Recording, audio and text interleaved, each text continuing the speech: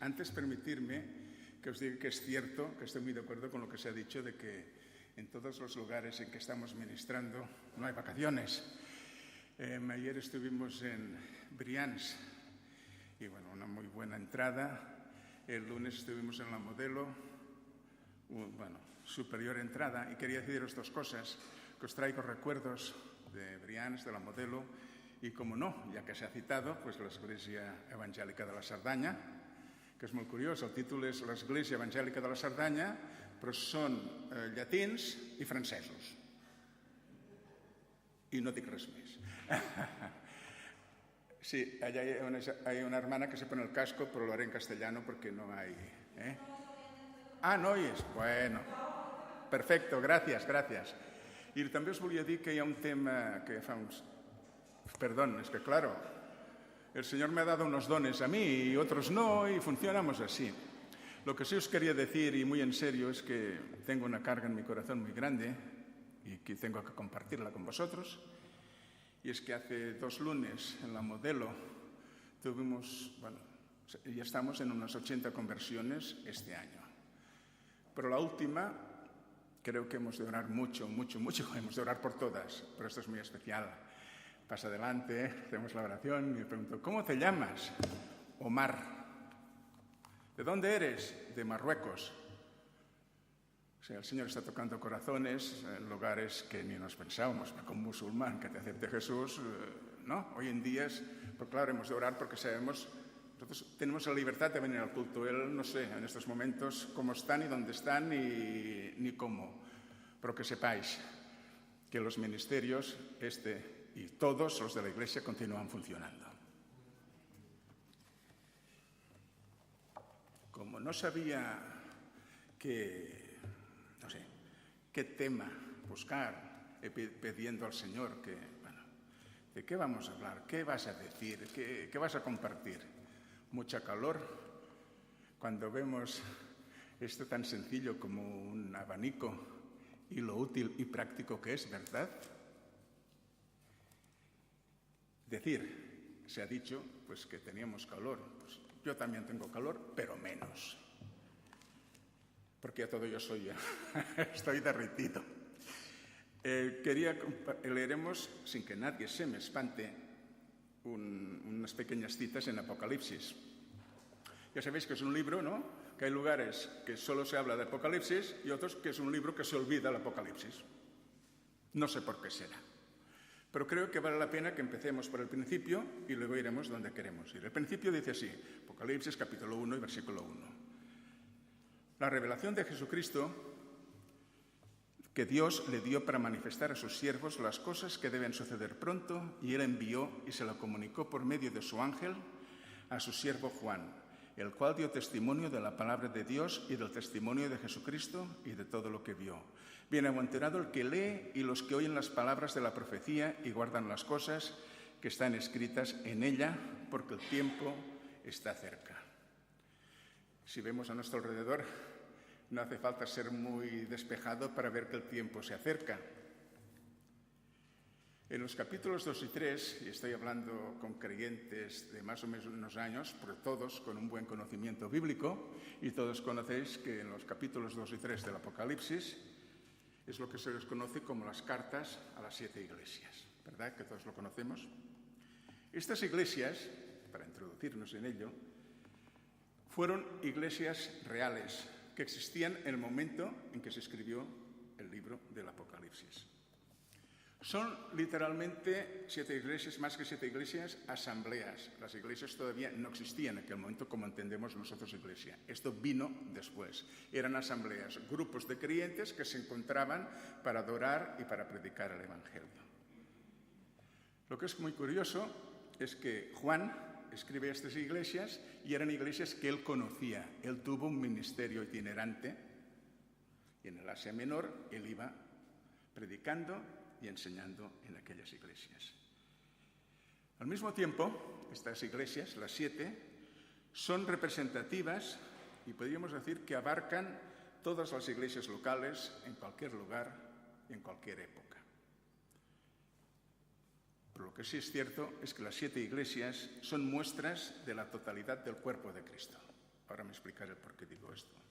No podemos olvidar que cada una de estas 7 cartas va dirigida a una iglesia concreta, considerando la consideración o la idea concreta de que es algo individual, que va dirigida a una iglesia con una problemática concreta. ¿Por qué? Para que la iglesia o el individuo receptor de la carta pueda llevar una vida espiritual saludable delante de Dios y de los hombres. No olvidemos que somos sal y luz y, como decimos aquí nosotros, somos agentes de restauración. Y para esto es necesario una serie de cosas. Ciertamente, y aunque no me quiero alargar, 3 son las aplicaciones que podemos encontrar en estas 7 cartas en general, como son. Hay una aplicación directa, como ya hemos dicho, a la iglesia que recibe la carta. En segundo lugar, una aplicación universal a todas las iglesias existentes en todas las épocas. Acá podemos decir, bueno, esto fue para aquella época, no es para nosotros. Entonces no nos serviría de nada. Y en tercer lugar, porque lo veremos enseguida, es una aplicación también personal al corazón de cada lector de estas cartas, hecha por el Espíritu Santo en su ministerio presente en la iglesia local. O sea, para la iglesia local, para la iglesia universal y también para cada uno, porque os habéis fijado que cada una de ellas acaba y el que tenga oídos oiga. No la iglesia que tenga oídos, el que tenga oídos individualmente. Lo veremos. Y ahora sí tendremos la lectura, súper conocida por todos nosotros. El capítulo 2, versículo 1. Escribe al ángel de la iglesia en Éfeso, aquel que tiene las 7 estrellas en su mano derecha, el que anda entre los 7 candeleros de oro, dice esto: yo conozco tus obras y tu fatiga y tu perseverancia, y que no puedes soportar a los malos, y sometes a prueba a los que se dicen apóstoles y no lo son, y los has hallado mentirosos, y tienes perseverancia, y has sufrido por amor de mi nombre y no has desmayado. Pero tengo esto contra ti, que has dejado tu primer amor. Recuerda, por tanto, de dónde has caído, y arrepiéntete y haz las obras que hiciste al principio. Si no, vendré a ti y quitaré tu candelero de su lugar, si no te arrepientes. Sin embargo, tienes esto, que aborreces las obras de los nicolaitas, las cuales yo también aborrezco. El que tiene oído, que oiga lo que el Espíritu dice a las iglesias. Al vencedor le concederé comer del árbol de la vida que está en el paraíso de Dios. Verdad que hay muchísimas cosas súper interesantes para compartir. Lo veremos un poquitín. Si alguien quiere leer o estudiar, ahora en verano es un buen tiempo, como se nos ha recomendado, leer la palabra, pues coger las 7 cartas y ver qué nos dice cada una de ellas. Para hacerlo así, tengamos en cuenta que cada carta responde a 7 preguntas que nos podemos hacer. Tiene 7 partes cada carta. Una dedicatoria, una descripción del Señor Jesús, una aprobación, una denuncia, una exhortación, una advertencia y una promesa al que gane. Entonces, esto lo podemos preguntárnoslo en cada una de las 7. Fijémonos, empieza. Escribo. Este escribe sugiere que el texto es dictado, y no por cualquiera, por el mismo Señor Jesús al apóstol Juan. Y esto pues, nos puede llevar a la mente varias cosas, como por ejemplo, recordamos cómo Moisés recibió los 10 mandamientos en un momento importante en la historia, o sea, la constitución del pueblo de Israel en la montaña. Los 10 mandamientos Dios los da a Moisés. Hay muchos en diversos lugares, como vemos que directamente Dios habla, Dios presenta algo importante a los hombres. Esta primera carta, como ya hemos dicho, está escrita a los Efesios. ¿Por qué Éfeso en primer lugar? Pues porque una ciudad muy importante en el Asia Menor, en aquel tiempo, comercialmente no está en el mar, pero está cerca del mar y hay río y podían llevar las cosas de un lugar a otro. O sea, era muy importante. Políticamente también importante. ¿Por qué? Porque era muy grande, tenía muchos habitantes. Y como no, era un sitio de peregrinación, el templo de la gran diosa Diana. ¿Habéis oído hablar? Era una de las 7 maravillas del mundo antiguo, el templo de Diana. Todavía, aunque está súper destrozado, la imagen que hay es bonita hoy en día. También es importante aquella ciudad porque es la sede principal del ministerio del apóstol Juan. Esta iglesia fue fundada por el mismo apóstol Pablo. Esto lo podemos ver la historia en Hechos, capítulo 19. O sea, era una iglesia en un principio con una muy buena base, muy buena, sólida. Hay mucho para hablar, no lo hablamos, pero lo citamos. ¿A quién va dirigida? Al ángel. Y esta palabra a veces nos puede llevar a lugares que quizás no conocemos o quizás se pueden tergiversar. La palabra esta vez en castellano no la conozco. Tergiversar, exactamente. Es que lo hacéis difícil también, ¿eh? Con lo fácil que es decirlo. Es broma. El ángel, esta palabra viene del griego ángelos, y quiere decir mensajero. Ángel, vale. Pero hay 2 conceptos. Ángel de ser espiritual, pero ángel de mensajero. Un mensajero, ¿qué es? Es un embajador, es alguien enviado por otro que lleva un mensaje a una tercera persona. La palabra ángel se hace servir para identificar, en primer lugar, a un ser celestial enviado por Dios a los hombres. Pero la palabra ángel también en el Nuevo Testamento se puede referir a hombres. Vamos a leer un texto, Mateo, capítulo 11,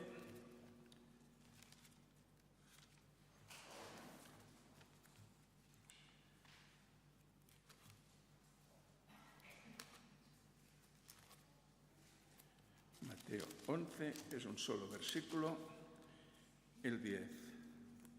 Habla de otro tema, pero para que veamos. Este es de quien se ha escrito: mira, yo envío mi mensajero delante de tu paz, quien preparará el camino delante de ti. Mira, yo envío mi mensajero. Mira, yo envío mi ángel. O sea, hay varios textos que lo podemos ver de una manera o de otra. Seguramente el ángel que recibe la carta que Jesús da al apóstol, él lo envía, pueden ser los pastores o líder, o como queramos decir, de la iglesia primitiva en aquellos momentos en cada iglesia. Hemos dicho que el segundo punto que vemos es la descripción del Señor.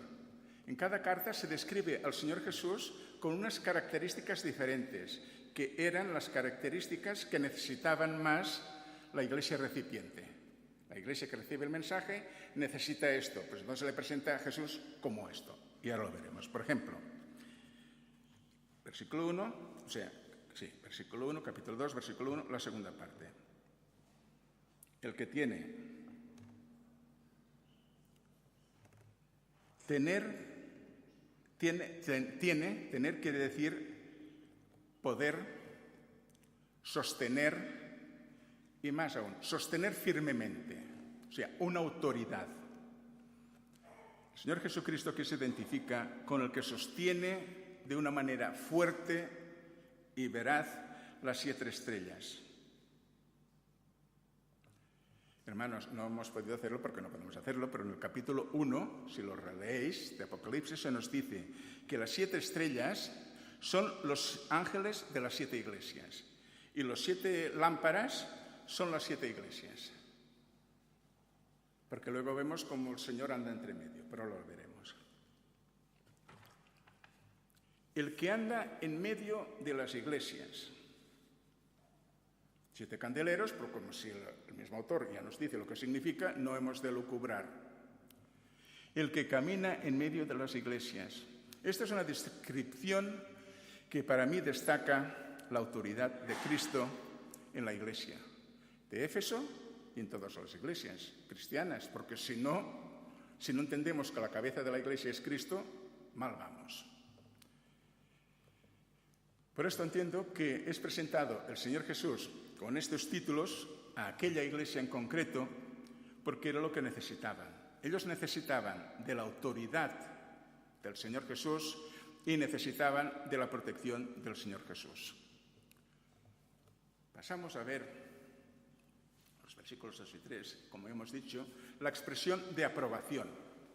Es muy curioso, esto enseña mucho también. Cuando hay algo que reprender o reprimir a alguien, pues vamos y pim, pam, esto no lo has hecho bien.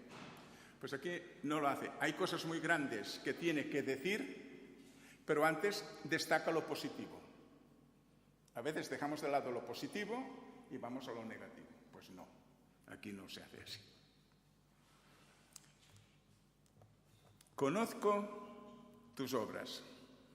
El lenguaje griego es muy rico. Quiere decir obras que tienen esfuerzo, obras que cuestan. Y también algo importante, paciencia. Paciencia también es un don importante, un requisito importante. La paciencia puede ser en relación a las circunstancias en que estemos viviendo, pero también en relación a las personas que están a nuestro alrededor. La paciencia o la resistencia en medio de las circunstancias en las que podemos vivir complicadas es una buena cualidad cristiana, que cuando se practica es de beneficio para el que lo recibe, pero también para ti, que lo estás ejecutando. Hay textos que lo corroboran. Aquí también hay algo súper importante que a mí me encanta. Pureza doctrinal. Persevera, está doctrinalmente. Aquí cuando se dice, por ejemplo, no soportan a los malos. Dice que la traducción correcta de malos es inservibles. Estamos hablando para el trabajo cristiano o para estar delante del Señor. Hemos de ser productivos. Somos agentes, si no, ¿para qué? Pero fijaros qué interesante. No soportan a los malos. Y algo fuerte.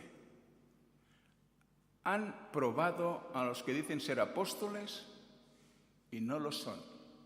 Porque algunos sí lo eran. Ellos hemos visto cómo tenían apóstoles o habían tenido apóstoles con ellos en el principio, como habían tenido a Timoteo, etcétera, etcétera, grandes personajes, Apolos.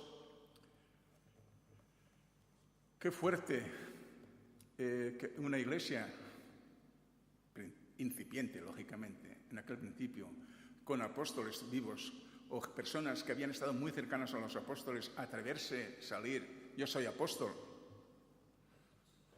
de Jesús. Y aquí dice, y no lo son.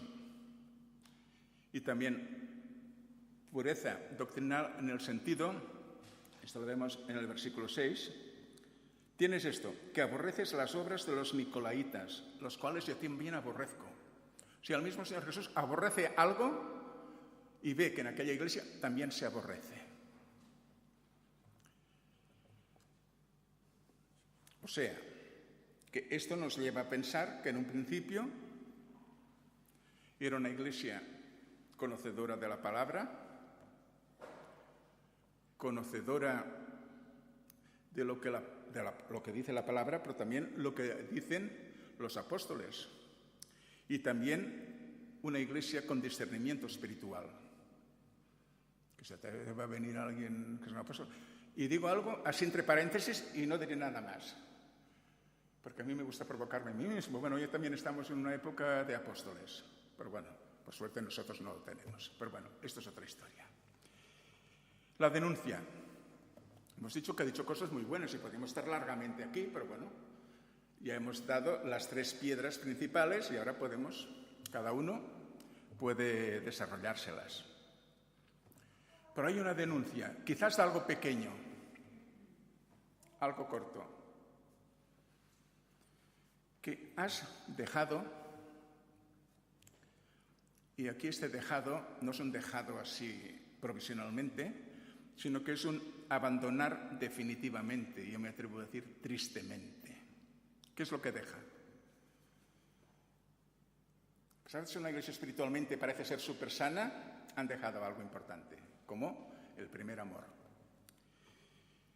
Y aquí me pregunto, ¿el amor a Cristo? ¿El amor a los hermanos? Yo me atrevo a decir que si perdemos el primer amor con Cristo, también iremos perdiendo el amor hacia los hermanos. Pues que si Cristo es lo más grande, es nuestro Salvador, y lo vamos dejando de lado, pues nuestros hermanos también los iremos dejando de lado. Hermanos, no olvidemos que el amor es una de las pruebas de la nueva vida en Cristo. Y todos los que estamos aquí hemos aceptado a Jesús como Salvador de nuestras vidas. Pero qué fuerte que allí este amor, con todas estas circunstancias que tenían en Cristo, se va enfriando. Curiosamente, la verdad es muy curioso, y creo que me atrevo a decir que tiene un fuerte contraste. Por un lado, pureza doctrinal, y al lado mismo se alejan del amor. No es lógico. No olvidemos, y lo sabemos, que el hombre puede ir dejando de amar a Dios, pero Dios nunca y en ninguna circunstancia nos deja de amar. Leamos, por ejemplo, en 1 de Juan,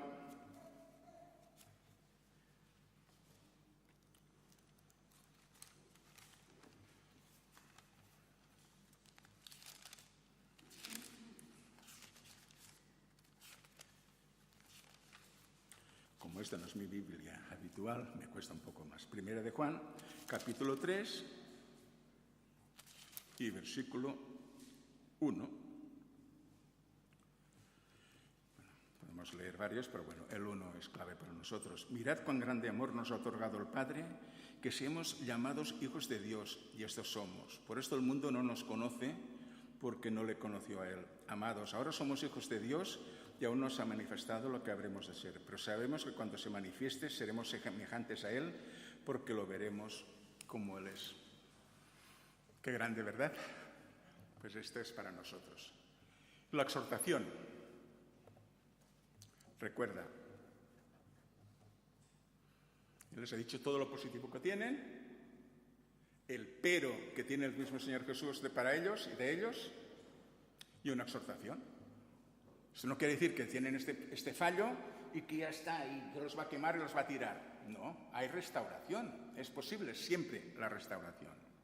Pero esto aquí la exhortación les dice, recuerda. Y aquí recuerda, pienso cuando leo esta palabra en Félix, nuestro pastor, sabéis que él lo comenta mucho, ¿no? Reflexión. Reflexionas para ver de lejos y ves el pasado, ves, pues en este caso, el recordar quiere decir, ves recordando, no dejes de recordar, no lo olvides. Mira a distancia. Esto es ver el pasado en una perspectiva. Por ejemplo, en Éfeso, creo que si miraran al pasado, verían que era una iglesia privilegiada. No olvidemos que después de Pentecostés hubo personas que conocieron lo que era el mensaje de salvación, recibieron el Espíritu Santo y no sabían nada más, y se iban a su ciudad o a su país, y con lo que sabían iban adelante, pero les faltaba mucho, no podían ir a la librería y comprar una Biblia, no la había. Poco a poco tenían que ir creciendo. Pues ellos no fueron una iglesia con un principio así, fueron una iglesia con un principio grande. ¿Por qué? Los mejores maestros y predicadores, como ya hemos citado, el apóstol Juan, el apóstol Pablo, Apolos, Timoteo, etcétera, etcétera. Pero por lo que hemos visto, por lo que se nos dice, vemos que la caída, o en la pendiente que estaban, era considerable. Vemos como de un buen servicio con amor a un frío, y este frío los vuelve ineficaces. En la exhortación también vemos la manera de arreglarlo. Reflexiona, ponte para atrás, mira lo que está, de dónde venís, y aquí se nos da la solución. Arrepiéntete y vuelve a las primeras obras. En el versículo 6, que hemos leído antes, aborreces a las obras de los nicolaitas, que yo también aborrezco. O sea que en medio de la reprimenda, entre comillas, vemos cómo el mismo Señor Jesús reconoce el celo de aquella congregación y en medio de la severidad de la advertencia no pierde la oportunidad para mostrar su gracia, para mostrar su misericordia. Que aborreces las obras de los nicolaitas. Es decir, aquí no hablamos de doctrina. En otra de las cartas sí que habla de la doctrina. Aquí habla de los hechos, de las prácticas, es decir, lo que están haciendo. Un breve resumen de los nicolaitas. Bueno, hay varias opiniones y se sabe poco. Tú entras en Internet y hay información de todo tipo. Y el origen es un poco oscuro, pero de existir existían y estaban intentando infiltrarse o estaban infiltrados ya en la Iglesia. Unos dicen que es fundada este grupo, según Ireneo e Hipólito, son de los primeros padres de la Iglesia primitiva. Ellos dicen que este grupo viene de Nicolás, que es el prosélito de Antioquía que sale en Hechos capítulo 6, pero no presentan ninguna prueba. Lo que sí es cierto, posible, que un grupo gnóstico de tiempos después cogiera el nombre de Nicolás. Sabéis que libros apócrifos, de verlos, haylos. En vez de ser escritos como todos en la segunda parte del primer siglo, podrían ser escritos en el siglo II o III, entonces dirían, ¿cómo vas a ser? Esto no es correcto. Pero todos ponían el nombre de alguien de la época del Señor Jesús. Y alguien se lo tragaba. Bueno, hoy en día que somos tan modernos, tenemos tantos medios, hay quien cree cosas alucinantes, ¿no? En segundo lugar, algo que puede ser interesante, si viéramos esta palabra de una manera etimológica, nicolaitas, de Nike, no de las lampas, Nike como victoria y de laos de pueblo. Pues entonces los que han conquistado el pueblo, algo tenían que conquistaban el pueblo. Y en tercer lugar, para otros puede ser un grupo inicial que los lleva posteriormente al gnosticismo. Y el gnosticismo son aquellos que creen y piensan que ellos tienen una revelación superior, externa a la palabra y solo para ellos. O sea, son una élite y los demás somos pues, de segunda o de tercera división. Son ellos los que tienen contacto directo con Dios. O sea, que es grande, era un problema grande que tenían. Y acabamos diciendo, versículo 7, el que tiene oído, que oiga lo que el Espíritu dice a las iglesias, pero no los oídos, sino el que tiene oído lo que el Espíritu dice a la iglesia. Aquí encontramos una promesa individual y entiendo que es un toque a tener sensibilidad espiritual para escuchar, para distinguir la voz del Espíritu Santo. Hay una gran promesa al que gane. Si vamos a Apocalipsis capítulo 21,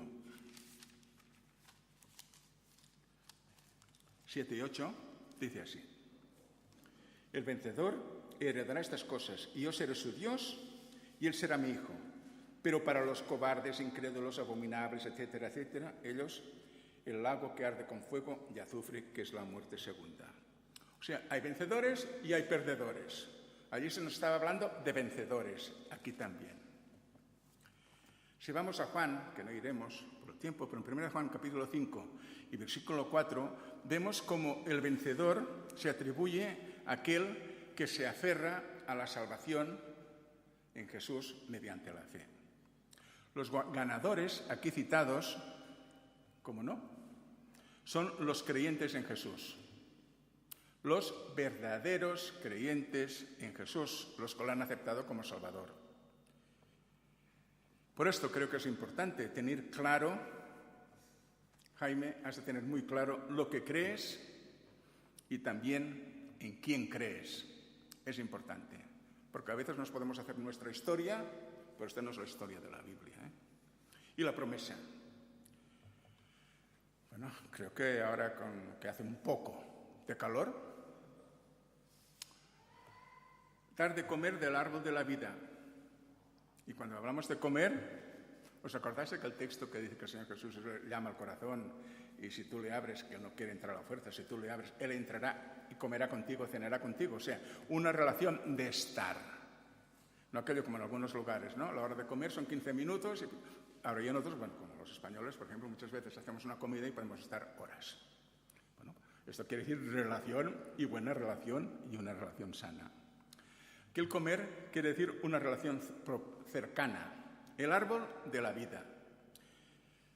Este árbol, los árboles, bueno, esto ya da por un sermón aparte. El árbol que encontramos en Génesis, ¿os acordáis? Todos los árboles buenos, menos uno. Y él es lo que fueron. Y es un anticipo al árbol de la vida. El árbol de la vida lo encontramos al final, capítulos 21 y 22 de Apocalipsis. Esto está en medio. ¿Por qué? ¿Qué quiere significar esto? Que el pecado, en Génesis, vetó al hombre al acceso al árbol de la vida. Pero hermanos, qué privilegio y gozo para cada uno de nosotros hoy. Y el creyente, como creyente, recuperamos los beneficios de este árbol. ¿En virtud de qué? ¿Por nuestros esfuerzos? No. De que Cristo ha ganado al mal. Hermanos, en Jesús somos ganadores. En el Edén, el hombre se aleja de Dios. El hombre cae. Pero en Jesús tenemos la victoria. Y bueno, no quiero acabar sin citar. También nos habla aquí que está en el paraíso de Dios. Paraíso. El árbol está en el paraíso. Respecto al paraíso, cada uno tiene una opinión. Lo que hemos de tener muy en cuenta siempre que la palabra de Dios es escrita para todos, pues está escrita en aquella época y tiene en mente el escritor lo que hay en aquel momento, no lo que tenemos hoy en día, porque hoy el paraíso para nosotros puede ser una cosa, en la Edad Media otra y en aquella época otra. ¿Que el paraíso es una cosa sola? Sí, pero según la manera de pensar de las personas, no. En este caso, cuando habla de paraíso, fijaros, viene de la descripción de un gran huerto, de un oasis oriental, ¿verdad? Que todos tenemos en mente. Estos oasis hacían uso para su placer los mandamases, los reyes, la familia en la antigüedad para su uso. Pero esto ha ido cambiando. Aquí, este paraíso, y para nosotros, es el lugar, y lo digo con toda reverencia y con todo respeto, es el habitáculo, es el lugar donde está el mismo Dios. Y hermanos, y la promesa para nosotros, ¿sabéis cuál es? Que será la casa permanente para los redimidos en Cristo. Con la misma presencia de Dios y con Dios. La verdad, algo que antiguamente era un huerto, llega a tomar una connotación. ¿Os acordáis del nuevo cielo y de la nueva tierra? Esta carta creo que es importante para la iglesia de Éfeso, pero también importante para la iglesia de hoy. Resumen del resumen. ¿Es importante tener celo doctrinal? Creo que sí. Pero, hermanos, también es importante trabajar en y por este mundo tan necesitado. Somos agentes de restauración, hermanos, y hemos de continuar siéndolo. Es importante no permitir que caigamos en ese estado de apartarse de Dios, de frío, de frialdad espiritual. Creo que son tres buenas marcas, tanto individualmente, pero también como comunidad. Tener celo, conocimiento, profundizar, practicar la palabra de Dios, trabajar por y para este mundo tan necesitado y no permitamos caer, a alejarnos de Jesús, sino acercándonos más. Y hermanos, esto es posible solo de una manera y no podríamos acabar de otra manera. Si nos vamos acercando más y más a la palabra del Cristo, a la palabra de Dios, pero sobre todo al Dios de la palabra. Que Él nos bendiga.